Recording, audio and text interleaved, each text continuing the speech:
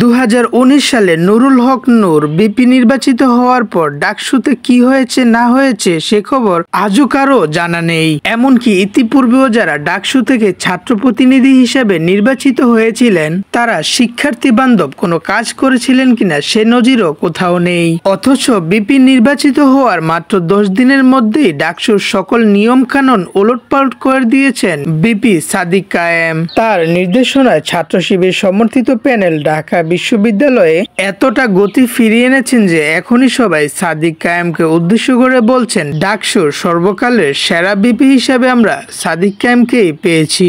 সাদিক কায়েম বিপি হিসাবে শুরুটাই করেছেন তার ইতিবাচক কার্যক্রম দিয়ে।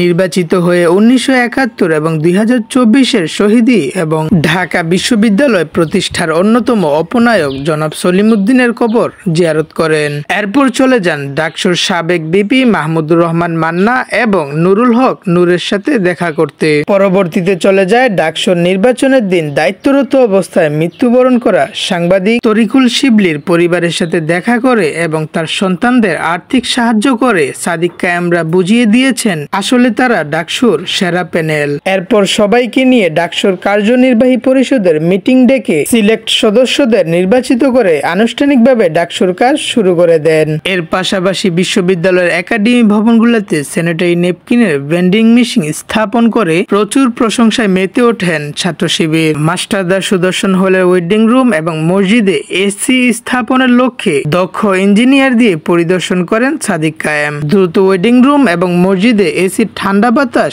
পেতে যেন প্রবলেম না হয় কোনো মুসল্লিদের। অথচ নিজের অফিসেই এসি লাগাতে নিষেধ করে দিয়েছেন সাদিক কায়েম। সাদিক কায়েমদের সবচেয়ে বড় চমক লাইফ ট্র্যাকিং অ্যাপ আমাদের লাল বাস লঞ্চ করা, যে বাস নিয়ে ঢাবি শিক্ষার্থীদের ভোগান্তি অনেকটাই কমে যাবে। সেই সাথে ঢাবিতে যুক্ত হয়েছে নতুন 4টি শাফল ট্রেন। দ্রুতই তা বৃষ্টিতে উন্মীত করার প্রতিশ্রুতি দিয়েছেন ছাত্র শিবির। এসবের পাশাপাশি এখন প্রত্যেক হলেই পরিবেশ বান্ধব ফিরে এসেছে।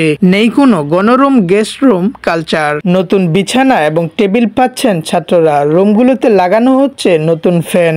নোংরা পরিবেশগুলো এখন মানসম্মত পরিবেশ হিসাবে রূপ নিচ্ছে।